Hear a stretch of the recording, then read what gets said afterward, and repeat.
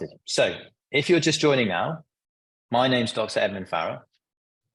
I'm one of the co-founders of Otto. And I'm here with Dr. Jameel Muzaffar, who I'll introduce in a second.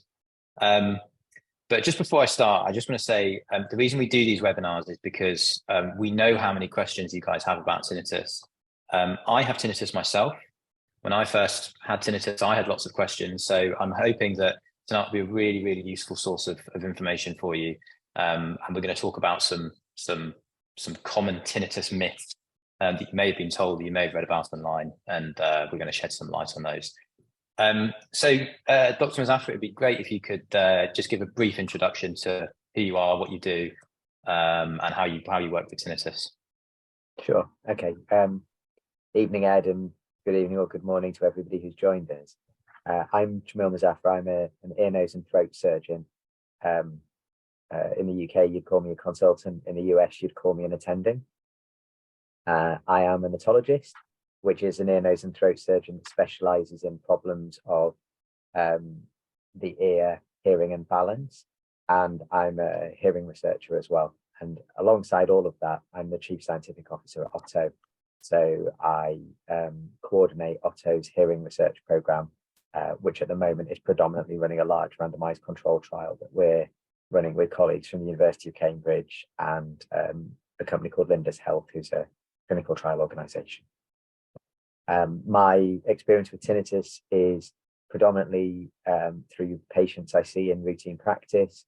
Hearing and tinnitus problems are really common, not just in the UK, in the US, in everywhere really. And they're certainly a very common feature in my clinic. Great. Thank you very much for that introduction, Jameel. So what are we going to talk about this morning or this evening, depending on where you are? I'm sure many of you have been told different things about tinnitus and read different things about tinnitus online. It's probably a lot of conflicting things. And that makes it really confusing. I remember when I first had tinnitus, and I'm sure, Jameel, you've had a similar experience with your patients. They always have, or we always have, lots of different questions, and there's lots of conflicting advice and information out there. So we want to talk about what these common tinnitus myths that people talk about are. And we're going to shed some light on what's real, what's the facts, what does the science say? So I think let's just start from the top. So one of the things I used to actually think myself, even though I did a bit about tinnitus at medical school, in my time and in my training, I used to think that tinnitus was a disease. But actually it's not a disease, is it, Jameel? Tell us a bit more about what tinnitus actually is. Yeah, so as you say, it's a common thought that tinnitus is in itself an illness or a disease. It isn't. It's what doctors would describe as a symptom. So it's something that people complain of or that people report, but it in of itself is not the cause. It's an outcome of something else that's not quite right. Absolutely, yeah.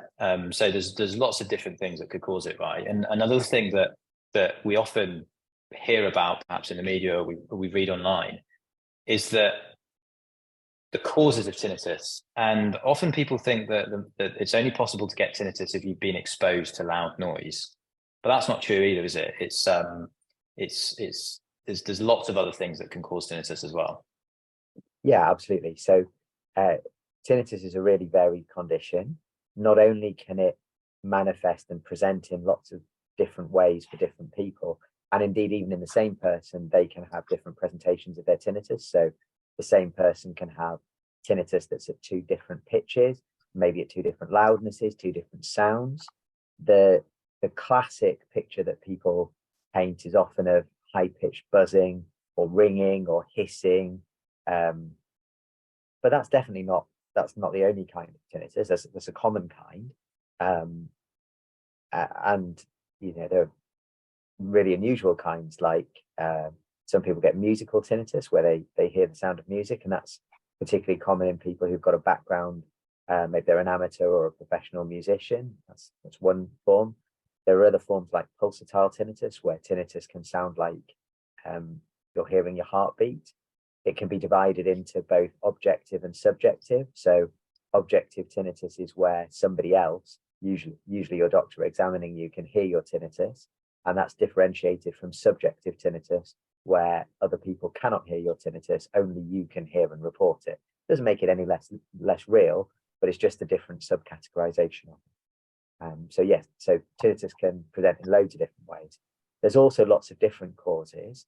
Loud noise can definitely cause tinnitus, be it a single, a single very loud noise, or a history of loud noise exposure over a prolonged period. So maybe somebody worked in a factory, or they worked in construction, or they were in the military. These are occupations where we know people tend to have a much higher exposure to noise than your average person. And that means that they're much more at risk of hearing problems, they're much more at risk of tinnitus.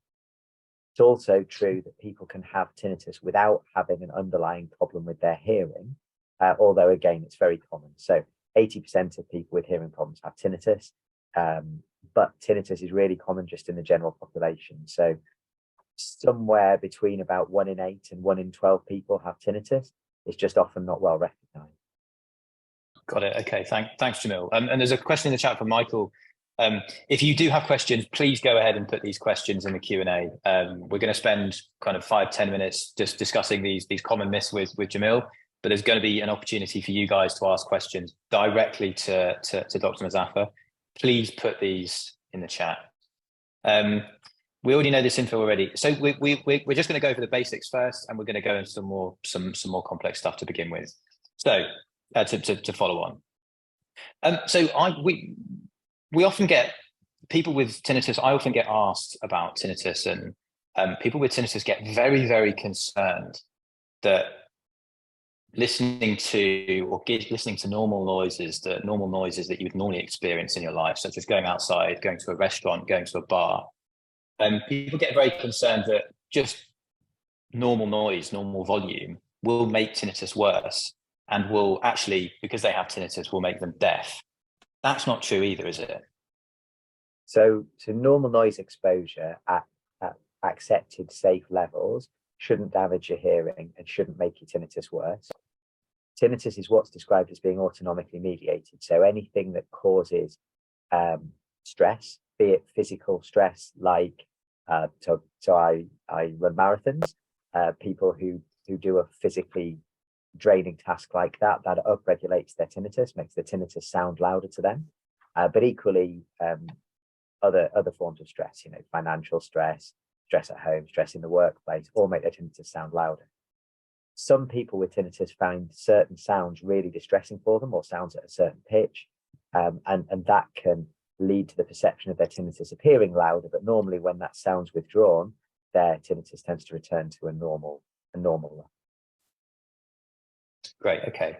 And I'm sure, one of the things that I'm sure many people here have experienced when they've been to see their doctor, and we're going to kind of go on to the management side of things. Something that many people will have experienced is that when they go to see the doctor will, probably would have told them something along the lines of, "I'm sorry, there's nothing that can be done," or "We can't help you." And unfortunately, many people we speak to, their ENT has told them something along those lines. Well, understandably, that's very, very difficult for people to hear. But again, even though that's a doctor and someone you would expect to get good advice from, that's not true either, is it? There's lots of things that can be done to help tinnitus. So I guess that we're both medics, and there's often a feeling amongst us that that what people really want is something that will switch off their tinnitus immediately. They'll never hear it again. What they really want is a pill or an injection or an operation that will just kill it instantly. And the truth is that we don't have that, and we're unlikely to have that at any time in the next few years. But that doesn't mean that there isn't anything that you can do.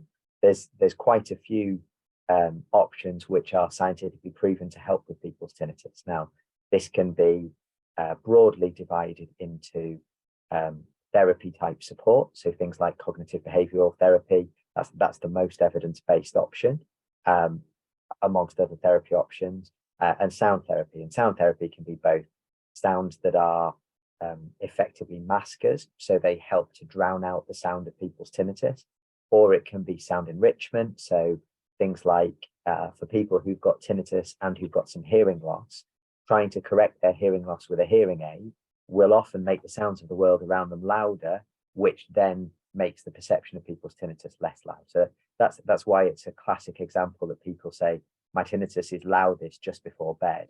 Whereas what they actually mean when you dig into it is they're in a quiet room, there's very little background noise, they're aware of it, then they start thinking about it, then it's hard for them to stop thinking about it, then they're more aware of it and it's more bothersome. And that's why people often find sound maskers, white noise, pink noise, sound of the sea, sound of the rain, things like that, often helpful to help them get off to sleep. So sound therapy can definitely be part of the picture, but there are other approaches. Okay, so that's really interesting. So one thing I just want to pick up on there, you spoke about tinnitus seeming louder when it's quiet. Is it the tinnitus there that's actually getting louder, or is it just the brain's perception of the tinnitus? That's a really interesting question. There's studies that look at people's self-reports of how loud their tinnitus is, and you can find a level of that by you can play people's sounds at different pitches until you match the pitch of their tinnitus, and then you can play something else at that pitch and increase the loudness until it reaches a loudness where they say, yeah, that's the same loudness that my tinnitus is. And in studies like that, what you often see is that the measured loudness, as in the sound to be as loud as they're reporting their tinnitus is, doesn't change. And that can be whether they're saying my tinnitus is particularly bad at the moment, or my tinnitus is particularly mild at the moment. And that's about our higher functioning and our perceptions of the same level of perceived sound. Oh, that's really interesting. So even though your tinnitus and my tinnitus seems louder when I'm stressed, for example, even though your tinnitus seems louder, the actual volume isn't changing. It's just our brain is the brain feels that it's louder. Correct. So the measured volume, if we tried to mask out your tinnitus, would be the same as during a time when you weren't stressed and you said, yeah, your tinnitus it's there, but it's not bothering you. Got it. Okay. So for those of you, is different. Great. Yeah, that makes sense. So thank you guys for putting your questions into the chat. So we're going to start asking, going over some of these questions in a minute. So I will work through them all. I'll do my best to get through. There is a lot, but I'll do my best to get through, guys. So keep submitting them. If you just click on the Q&A button, you'll be able to submit a question directly there. And if you can submit it there, there's more likelihood I'll be able to get around to it because it's easier for me to see them. So Jameel, one thing I just want to talk about there is that one thing we hear a lot from tinnitus, and one thing you'll see a lot online, is that it's not possible to get better, as in to stop your tinnitus impacting your life. It's not possible to live a normal life with tinnitus. It's not possible to live a life with tinnitus without it interrupting sleep or your mood or focus, for example. And is it possible to stop tinnitus impacting these things? Yeah, I think it's, for the vast majority of people, it's very possible to reach what we would call habituation. So habituation doesn't mean that your tinnitus is completely gone. Our internal definition, the one I usually use with patients, is that you may still be aware of your tinnitus, but over the past 2 weeks, it hasn't elicited a negative response from you. So your tinnitus hasn't made you angry or frustrated or interrupted your concentration or your sleep. So, it can still be there, but it isn't actively causing you bother. So you've reached a point where, it's under control, not that it's disappeared. Got it. Okay. So this probably a good time to introduce the kind of what is a good outcome with tinnitus and what is possible in today's with today's methods. And kind of a way I used to describe that is to ask someone, well, guys, when was the last time you noticed your nose out of the corner of your vision? So if you've got a big nose like me, you can probably see it. You didn't notice it up until I asked you that question. Now, that's the process that your brain goes through, or that your brain can go through with tinnitus. They're still there, and if you listen for it, you'll hear it, but you no longer notice it, no longer bothering you. And that process is called habituation. And Jameel, you talked about one of the most effective treatments for tinnitus being cognitive behavioral therapy. Habituation is CBT, cognitive behavioral therapy, is the best way to get to that point, right? Yeah, so CBT, cognitive behavioral therapy, is the most evidence-based treatment for tinnitus. And if you look at websites like what used to be called the British Tinnitus Association, it's now called Tinnitus UK, they've got a really helpful section on their website where they go over the scientific evidence base for lots of different treatments. And that includes things like CBT, TRT, which is tinnitus retraining therapy. It's an older form of tinnitus therapy, sound therapy, as many vitamins and supplements and things, some that I haven't heard of until I looked at their website, and it lists what the evidence is for all of them, as in whether there's good evidence that it's effective or not, whether there's evidence that it's harmful, and that's, I think, for people with tinnitus, that's a really nice sort of traffic light coloured way of looking at what the quality of evidence is. For people who want to dig into it a bit deeper, there's a number of systematic reviews, which is a scientific way of harvesting data from lots of research studies and taking the results and merging them in something called a meta-analysis, which have confirmed that CBT is not just an effective treatment, it's the most effective treatment for tinnitus that's available at the moment. Right, got it. So CBT is the most effective way. The science is showing that CBT is the most effective way to manage tinnitus. So, so great. That's awesome. So we've discussed a few of these tinnitus myths, guys. Let's get on to your questions. There's a few questions here about talking about just tinnitus treatments. There's a few questions here about Linear. So for those of you that don't know, Linear have a medical device that provides treatment through stimulation of the tongue with headphones at the same time. Jameel, what's the verdict on Linear at the moment? What is it? Is it effective? Does it work? Is it something you'd recommend? So it's still at what I would describe as a relatively early stage. So they've started to publish some research evidence which suggests that their approach might be helpful. So their approach, what they would call bimodal stimulation, so stimulation of the tongue, to physical sensation stimulation, and sound therapy, essentially. That's promising, and I'm also looking forward to seeing larger scale studies from them to see whether or not that holds up in the fullness of time. Would I be rushing out to buy a Linear device if I had tinnitus? Probably not yet, but that's not to say that it's not effective. It's just, I would say, we're not yet we're definitely not at a stage where that's a recommended treatment in terms of national guidance and things like that. Fine. Okay. So there's some early data to show that it might be something that's helpful, but it's certainly not conclusive yet. And we need to wait for more research to show whether that is helpful. Okay, that makes sense. And question here from Steve. So Steve's tinnitus fluctuates. Some days he has tinnitus on a day that he can hardly hear it, and the next day it's louder. Is this something that this is something that's really common, isn't it, Jameel? The tinnitus that fluctuates, gets worse sometimes, and it goes back to the perception thing, I suppose, doesn't it? Yeah, that's absolutely right. It's really common that people say that tinnitus is up and down, particularly it's more common that people say that earlier on in their tinnitus journey.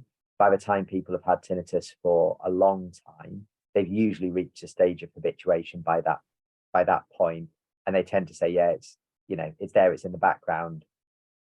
But they tend not to report so much of a certainly an awareness of it going up and down in terms of how loud it is.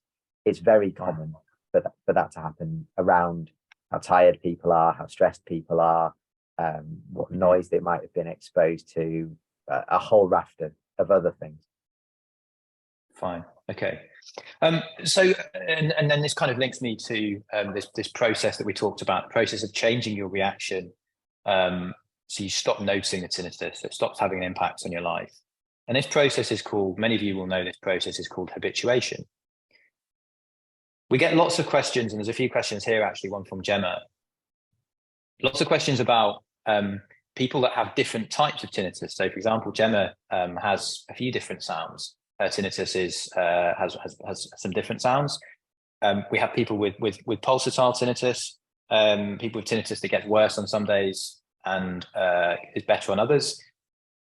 Does habituation change depending on the type of process, or is it a kind of the same process, but regardless of the type of tinnitus that you have?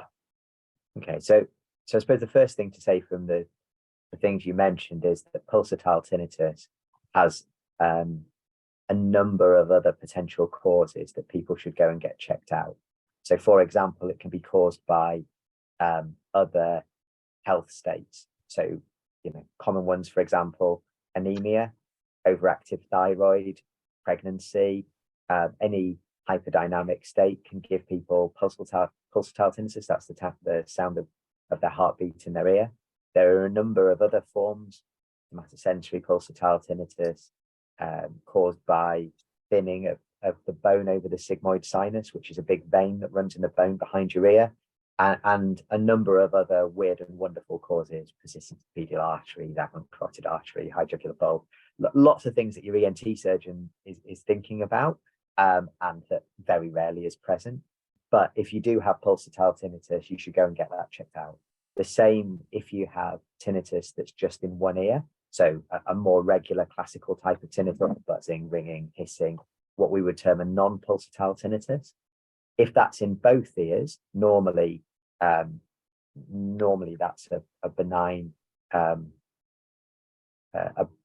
cause that we often don't get to the bottom of what's causing. But if it's just in one ear, there's a possibility that can be caused by a swelling on one of the nerves between the inside of your ear and your brain. So that's again something that your doctor would want to check out. And I can't speak for colleagues in other countries, but in the UK we would normally do an MRI scan to check out that that's okay. And interestingly, actually often when you talk to patients, they tell you that they're worried that their tinnitus is a sign of a brain tumor. And often they find the reassurance of having had a scan that shows that there isn't anything unpleasant going on in their head. They often find that reassuring, and that can actually make their tinnitus less troublesome for them as well. Great, yeah. So that's. I'm just looking. Angie had an MRI scan. Thanks for showing that, Angie. And it came back okay, which is great to hear. Yeah, the vast majority of them will. It's just getting it checked out. Sure. Okay.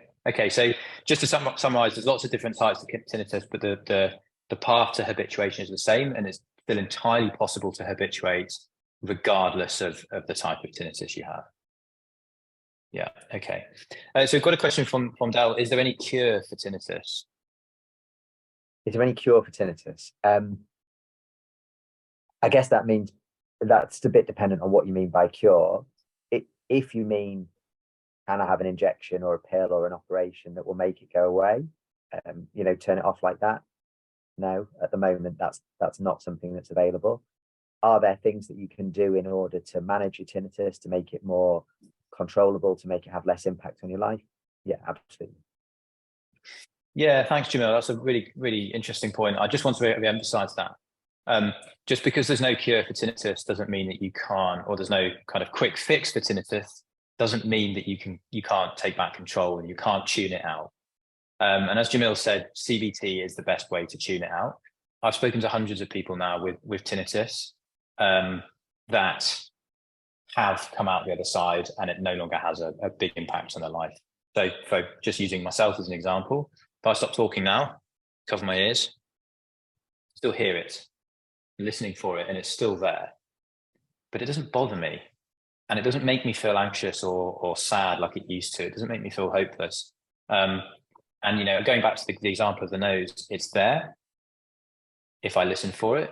But if, when I do hear it, it doesn't make me feel the way that it did in the beginning. and that's a good outcome, you know. And now I don't care about a cure. Obviously, a cure for tinnitus would be amazing, but for me personally, I don't spend time looking for a cure because it doesn't impact my life. A question here from Ian: is it safe? We actually, this is a really, really important topic. So we get a lot of questions about Jameel. Is it safe to listen to music using earbuds if you have tinnitus? If you keep the volume at a acceptable level, then yes, it is safe. Good. Okay. Quick question here from Angie.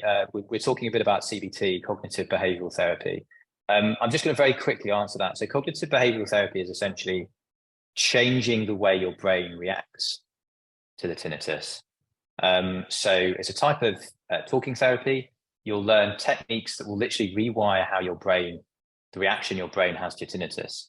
So at the moment, I imagine your tinnitus makes you feel anxious, angry, frustrated, hopeless. If you change that reaction, you don't really feel anything at all. As I said before, you'll stop noticing it, you'll push it into the background, you've got your life back. So CBT works on the basis that if you change, that how we think determines how we feel. If we change how we think, we'll change how we feel. If we change how we think about our tinnitus, we'll change how we feel about our tinnitus. And it's kind of changing the automatic reaction your brain has when you first notice the tinnitus. It takes time, but it's absolutely possible to get there. Let's go to the next question. So question from Marie. So Marie got COVID in April 2020, and then tinnitus started 6 months later. There's a few other symptoms she's got as well, but she's asking, is there any evidence that COVID can cause tinnitus? It's a really good question. There are a number of scientific papers out there suggesting that tinnitus is more common in people who've had COVID infection. There's some that suggest it's more common after people have had COVID vaccination. There are some that suggest it makes no difference. And the truth is that there is probably an association between both of these things as an infection or a vaccination. So vaccination is essentially a synthetic infection that is given in order to try to make your body have an immune reaction that would protect you from getting the infection for real. That's broadly speaking how vaccination works. And infection and vaccination are both what we would call pro-inflammatory states. So there's a degree of inflammation that's going on inside your blood and your body, and that makes your blood more likely to clot. So what we would call hypercoagulable. So our blood is a constant balance between being too thin, for want of a better word, where if it got too thin, it would break out of our blood vessels and leave us, and it being too thick. And if it's too thick and it clots, it would block off our blood vessels and starve bits of our body of oxygen. The blood supply to the inner ear is very thin, very, very tiny blood vessels that feed the inner ear. And that part of the thought of what might be a reason for that inflammatory state causing hearing loss is that this hypercoagulable state might lead to tiny blood clots in those vessels, which deprive part of your inner ear hearing system of blood, which damages it. And then the tinnitus, there's a lot of debate about whether tinnitus is an ear problem or a brain problem. And the likelihood is that in many people, it starts off with a problem in the ear, but it's perpetuated by a problem in the brain, a higher functioning thing. And you can think of that as the purpose of your brain, or one of the purposes of your brain, is to try to get as much information as you can from the world around you. And that might mean your eyes, that might mean your sense of touch, your sense of smell, and your hearing. And if your hearing is reduced, your brain wants to get more sound information from the world around you. And it's a bit like having a microphone where you try to turn up the sensitivity. Now that can be good because it might give you more sound information, but it can also make it more prone to distortion. And we think that's a common reason why people have tinnitus that's perpetuated. It's something called the central gain theory.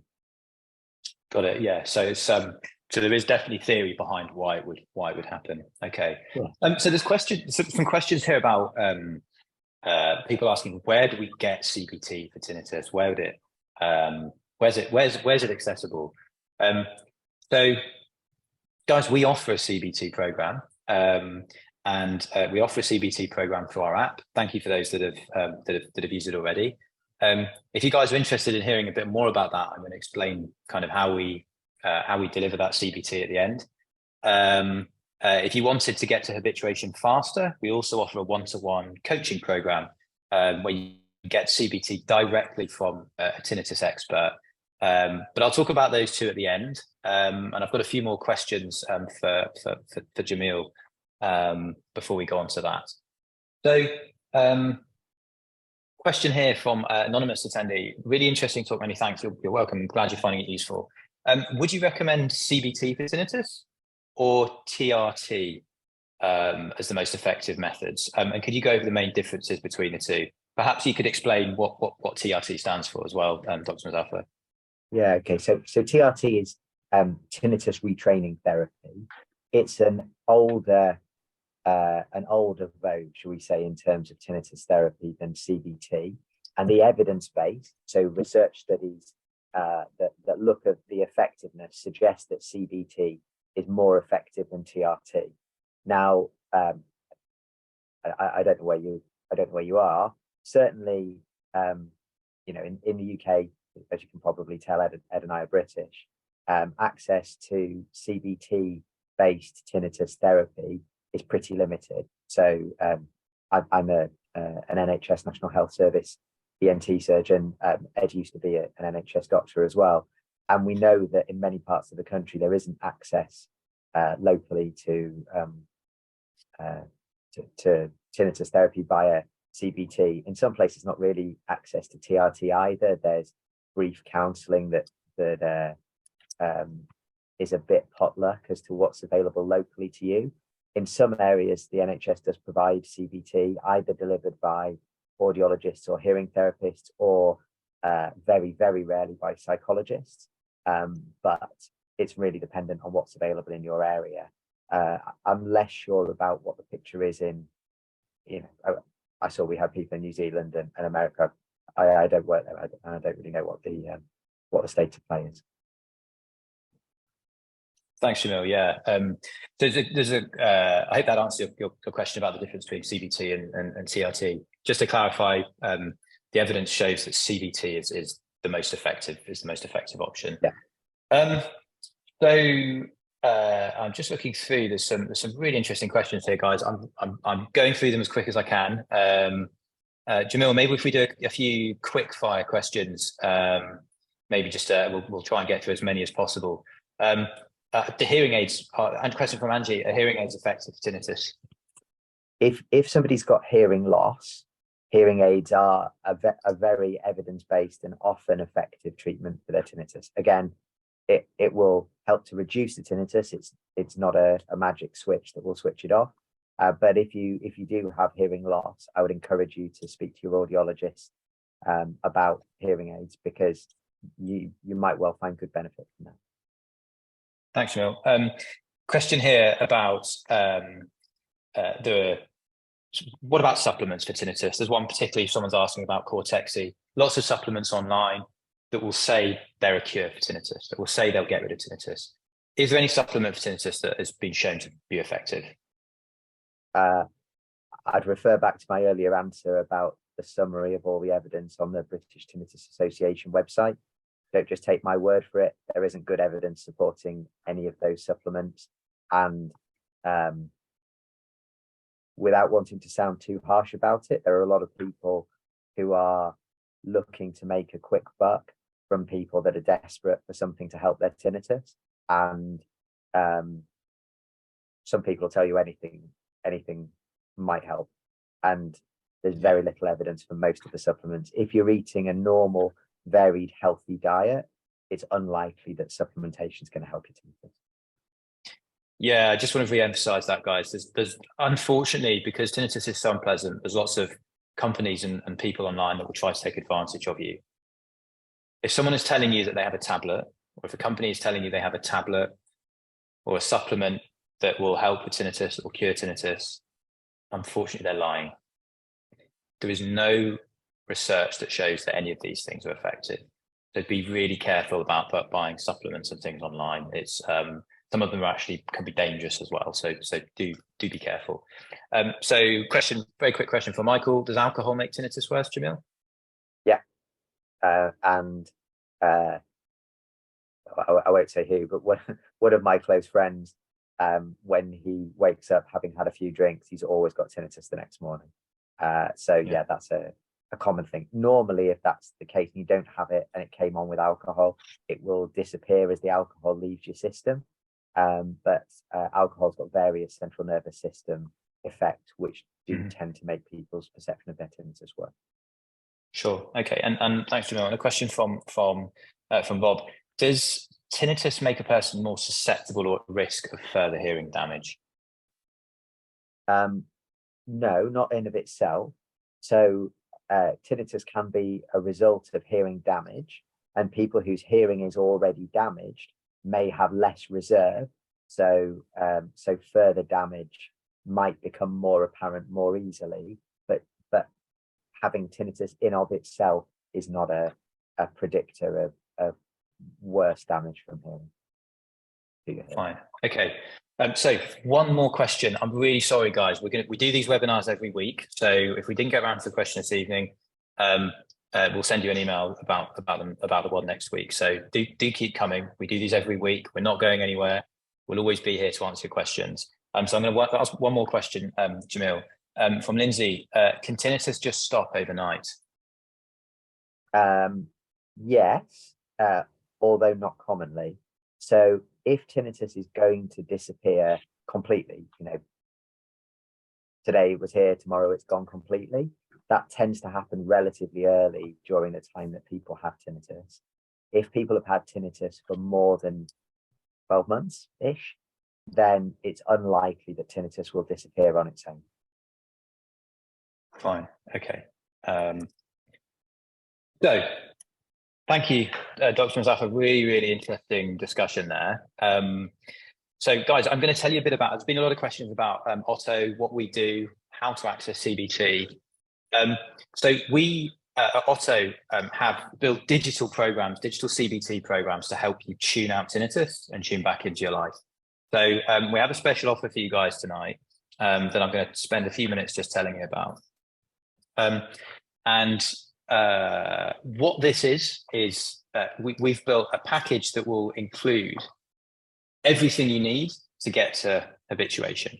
Okay, we've called it the Fast Track Habituation Package. So we have a mobile app, and in that mobile app, there's a 6-week digital CBT program. So you'll learn these skills and techniques, incorporate them into your life. You'll get 24/7 support from our team. So we've got a team of tinnitus experts led by me, and a team of audiologists. About 50% of us have tinnitus, so we'll know what you're going through.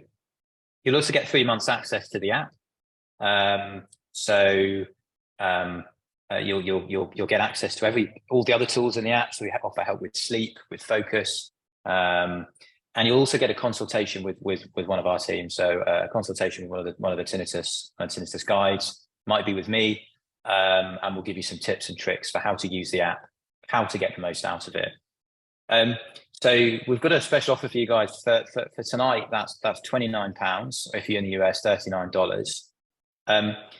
We're so confident this will help you guys that if you don't see positive changes within the first 3 months of use, we'll give you a full refund. We won't ask any questions. We've helped thousands of people manage tinnitus, and I'm really confident that this program is something that will benefit you. So if you want to get started, I'm going to email you all a link after this that you'll just be able to click on, sign up, and then you'll be able to go into the app, start your CBT program, and you'll be able to book your consultation with one of our team. So just to recap, if you're looking to access CBT, the Otto program offers this. We've got a 6-week CBT program in our app. And this package we're offering will include 24/7 support from our team. So any questions you've got, you can ping us a message. You get 3 months access to the app. And it also includes a consultation with one of us. So you can get any questions answered that you might have. So question about when is the offer valid? So we usually keep these open for 24 hours. So what I'll do is I'll send you guys an email with all the details afterwards. And if you wanted to get signed up, it's really simple. You'll just be able to click on the link in the email and you can get started straight away. So we should, we'll send it to the email address that you signed up to this with. I'll make a note of this. Does anyone have any questions about this package and how it works? If you do have any questions, please do answer now. We've got just about 30 seconds left. So how much in New Zealand? I don't know off the top of my head, Angie. We can let you know. We can let you know that. I think it will be around 60 New Zealand dollars. Great, Dr. Muzaffar, thank you so much for your time. Really, really appreciated. You've done an awesome job of shedding some light on some of these issues. Really great to have you on. And everyone, if you found this useful, please sign up to the next webinar. You can sign up through the Otto app. We also send out an email out. So please sign up to next week. We do these every week. And yeah, I've really enjoyed the conversation. Thank you very much.